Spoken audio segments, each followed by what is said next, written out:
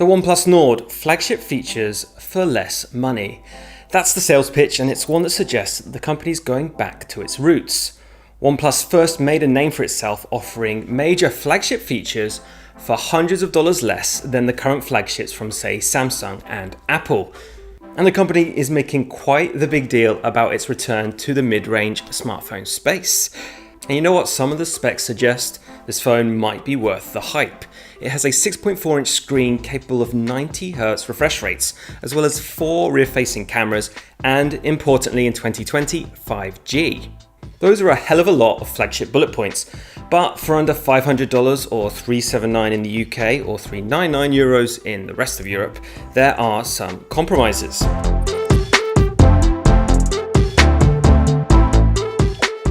If you're thinking of shifting or downsizing from older flagship phones or want to save, a couple of $100s on the very latest smartphone, concessions will have to be made. But you know what? After a week with the OnePlus Nord, I kind of forgot about those. Let's set aside the fact that this phone isn't even going to launch in the US because, regardless, mid-range phones are kind of having a moment. If it's not Apple's iPhone SE back from the dead, it's Samsung's Galaxy A series or the Pixel 3a, soon to be the Pixel 4a. And arguably, the OnePlus Nord does the best job of pretending it is a flagship, even when it isn't. Maybe it's because the Nord is about as big as the iPhone 11 Pro Max, maybe because it comes in this glossy, colourful finish. Maybe it's simply because it just has so many camera sensors attached to it. It's a flagship at first sight. Now, it's not quite the same as, say, OnePlus's last phone, the flagship 8 Pro. To start with, the screen doesn't have those subtle curves to the sides, which definitely makes this phone cheaper to make. It also has a really cheap feeling screen protector already pre-installed on top of that 6.4-inch screen, and that's probably the major thing that makes this phone feel like it's not a flagship phone. Any other manufacturing cost savings? Well, the frame itself is plastic, albeit with a metallic finish. Probably enough to trick me, maybe even you. And rest assured, the alert slider button is still there, and that's made out of metal at least. Another OnePlus mainstay feature that's here on the Nord is Warp Charge, which will take the phone from 0 to 70% charged in just 30 minutes. And then we come to the next compromise at this price point. There's no wireless charging. Now, either you love it or you just don't care either way. I mean, I work at Engadget, so even from my peripheral vision, I can already see 2 wireless chargers. I have them, and I'll admit I absentmindedly tried to charge the Nord on a wireless charger. Obviously, it didn't work. You might miss the feature. I certainly did. The Nord has a 4115 mAh battery built in, and that's good for about 2 days of use. After a particularly intensive day of use, I still had around 40 to 50% battery left. Which is a good sign given that the screen is working at 90Hz most of the time I used it. Let's come back to that 90Hz feature because that's kind of a big deal at this price. Most phones usually refresh at 60Hz, so that's a huge jump up. And that translates to a slicker, smoother interface with apps and the software in general. I've spent time with phones with 90 and even 120Hz displays before, and it's always perceptibly jarring to downgrade yourself back to 60Hz, say on an iPhone or plenty of other devices. This is what sets the OnePlus Nord apart from the competition. There are no pop-out cameras this time around, but OnePlus has gone for 2 selfie cameras built into the screen. You'll get a 32 megapixel sensor and an 8 megapixel sensor.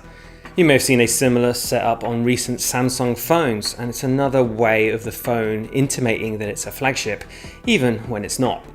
Now, this is one of the first devices we've got to test featuring Snapdragon's 765G processor, which importantly also features a 5G modem built in.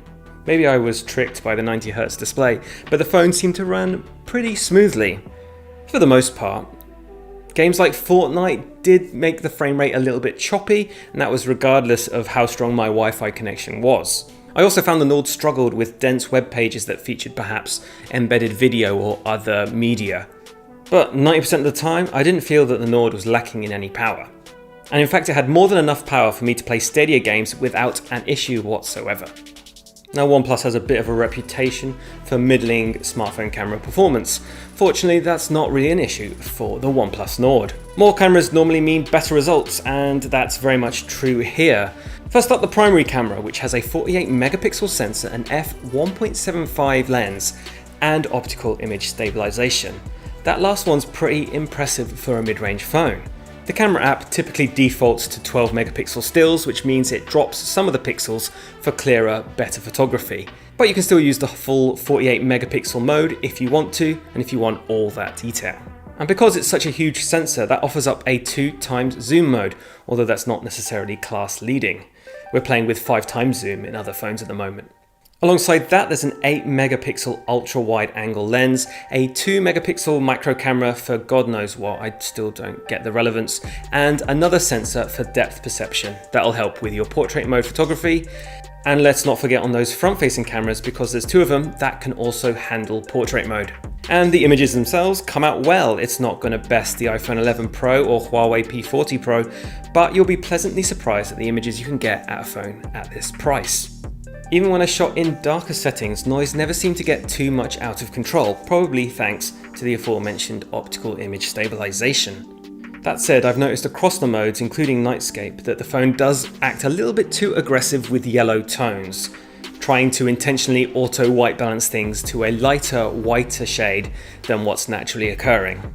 The phone is more versatile than the Pixel 3a thanks to the ultra-wide angle camera and that ability to 2x zoom, but the Nord's competition will probably be the Pixel 4a that is also expected to land this summer. So is the OnePlus Nord worthy of all this hype? For you, for me? Well, even if it's not coming out in the US, I believe it is. I like the Nord. It's very much punching above its weight to the extent that it's pretty much beaten out the OnePlus 8. The Nord is a better camera that costs even less. But timing is everything. Besides all these other fantastic mid-range phones we're starting to see, we're in the middle of pretty much a global recession. Is now the right time to be buying a new phone, downgrading or upgrading or swapping devices? And if you've been using flagship phones for the last few years, but are looking to maybe make a switch to a mid-range device, are you willing to live with the compromises you'll be making? It might not have IP water resistance, the Nord doesn't. And it might not have wireless charging, which you might not care about. It's all incredibly subjective, but there's never been a wider choice of phones around this price point. It's all starting to get incredibly subjective, but fortunately there's never been so much choice, especially around this $500 mark. There are now a handful of phones offering incredible cost to performance ratios, and I'd put the OnePlus Nord at the top of that list. Thanks for watching, and check out my full detailed review with more camera samples at Engadget.com. Like and subscribe, and we'll see you soon.